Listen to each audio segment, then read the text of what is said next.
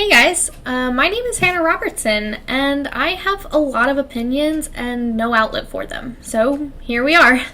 Like and subscribe for more opinions on random subjects that I inexplicably have stakes in. So let's start with the villain origin story. Villains have often been a source of incredible emotion for audiences, whether people love to hate them or just plain love them.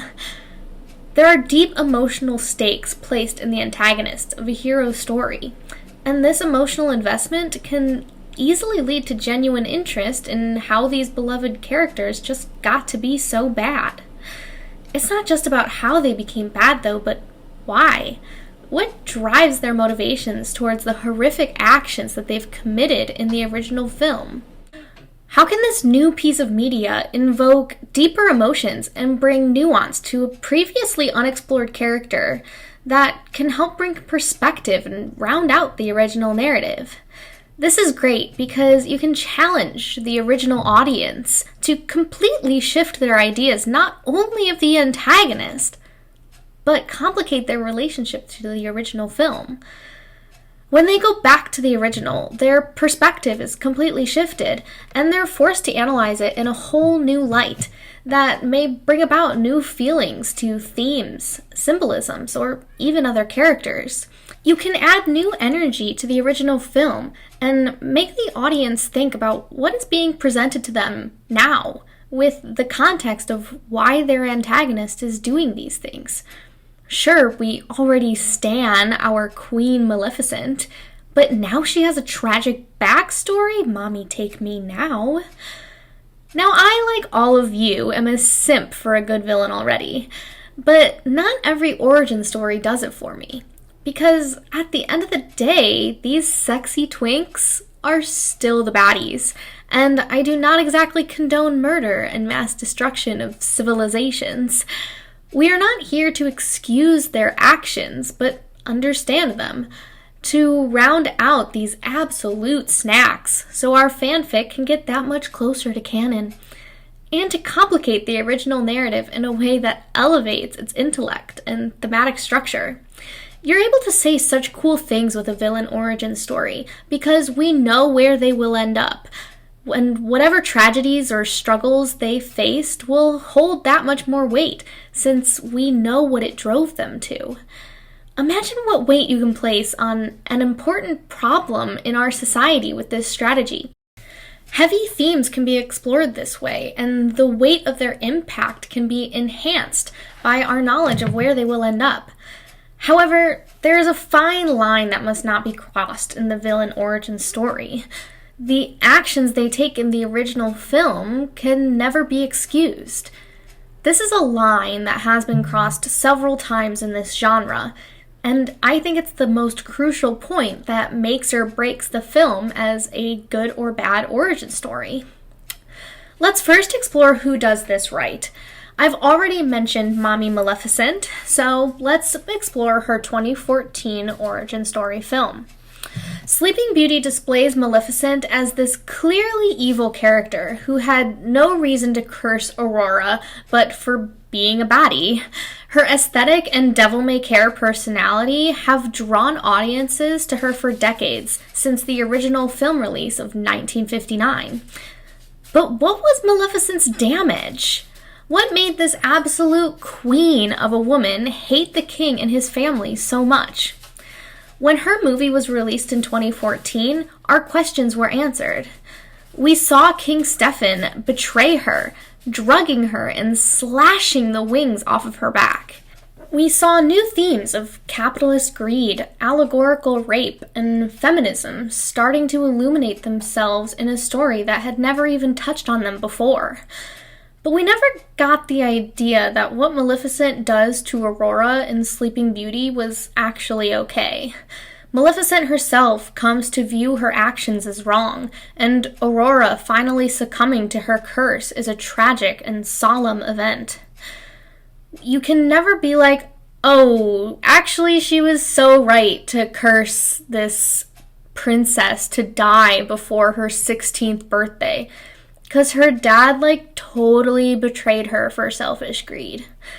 Instead, we utilize the themes of anti-capitalism and feminism to contextualize Maleficent's actions without framing them as heroic, but as tragic. We know what Maleficent does in the original movie is blatantly horrific, but that narrative of good versus evil is forever complicated with our new knowledge of her motivations for doing so. We're asked to examine Sleeping Beauty in a whole new light, and to understand Maleficent's hatred for the monarchy. The movie itself even recontextualizes the ending of Sleeping Beauty by allowing Maleficent to overcome her bitter and vengeful motivations in the name of motherly love.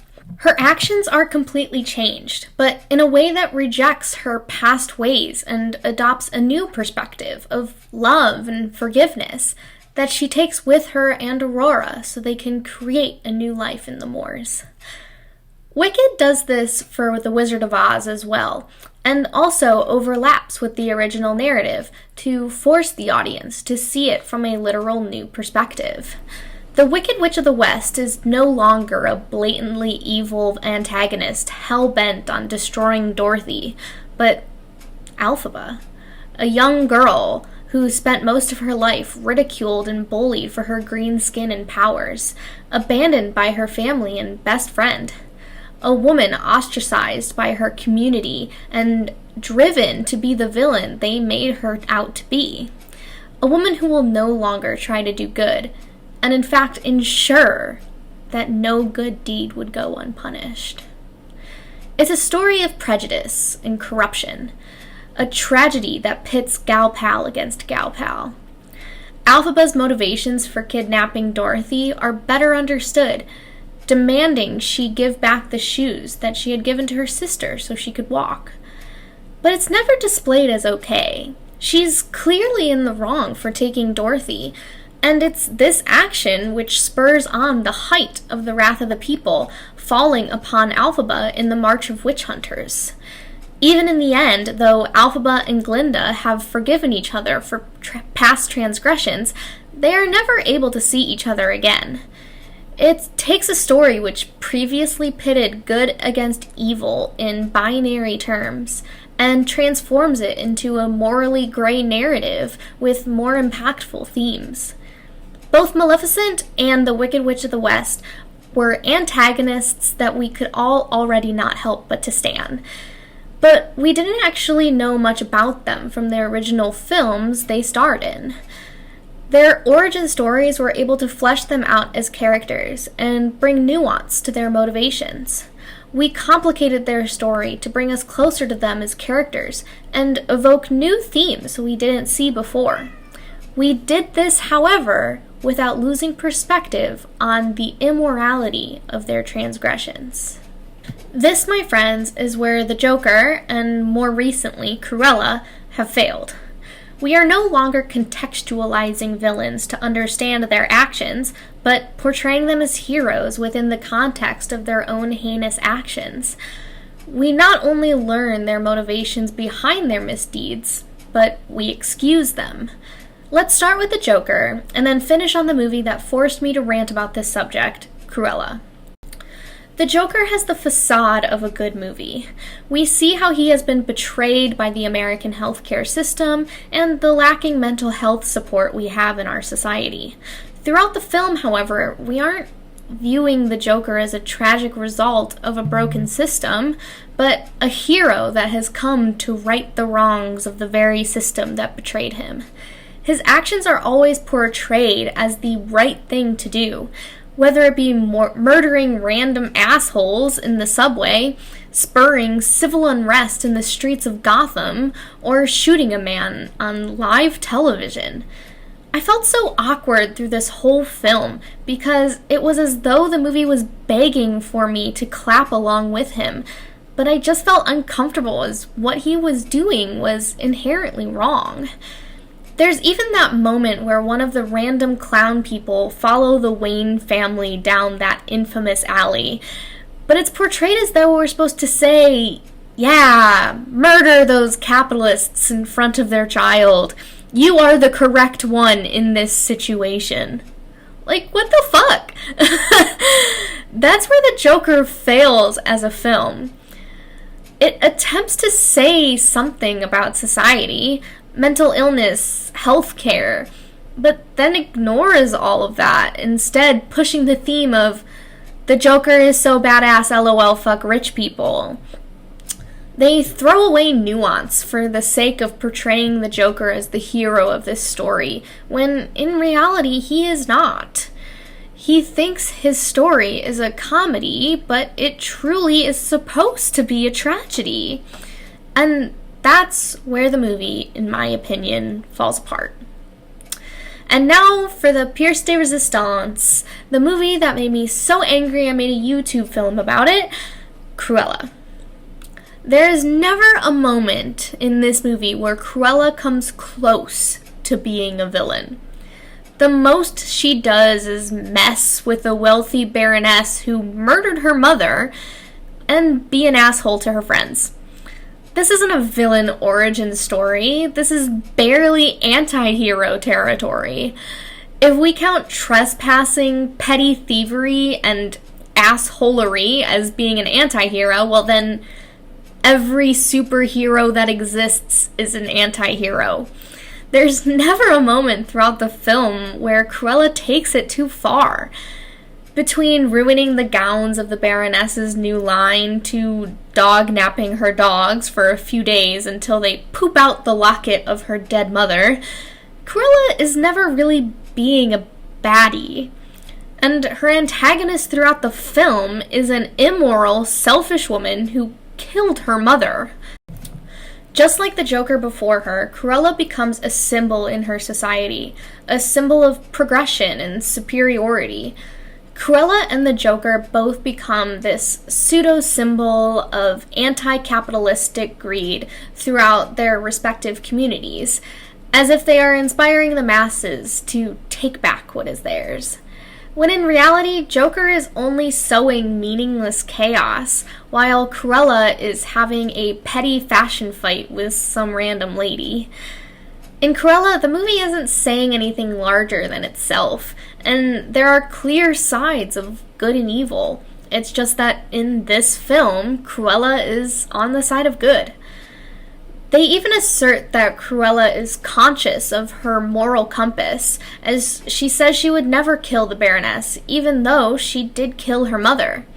But it's okay to kill unrelated Dalmatian puppies for it later, I guess? And spoiler alert, Cruella wins in the end. She gets her revenge on the Baroness by sending her to jail. She receives the fortune and mansion that was rightfully hers, and mends bridges with her found family with a literal happy ever after stamped at the end. This doesn't even go into everything I hate about the movie. The ridiculous pacing, the superficial characters, literally all telling instead of showing. But this doesn't relate to it specifically as a villain origin story, so we won't get into it. I just needed to put that out there. I just really needed to say how much this movie made me sad. No hate to Emma Stone. At the end of the day, Joker and Cruella are no longer blurring the lines behind good and evil, but instead solidifying their stance in a moral absolutism and just placing their villain in a morally justified light. I think the reason these movies don't work is because of this fact. Joker left audiences cheering for the man who just murdered someone on live television as if this action was morally correct. Cruella does nothing in enlightening the audience as to why she kidnaps and attempts to skin 101 Dalmatians to make a coat.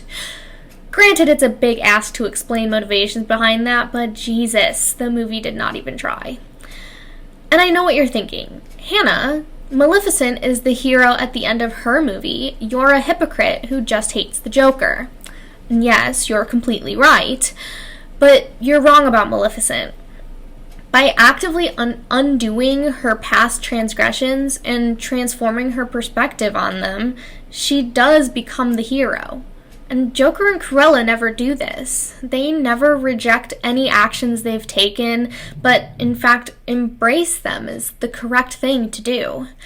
And yet they are both still portrayed as heroes.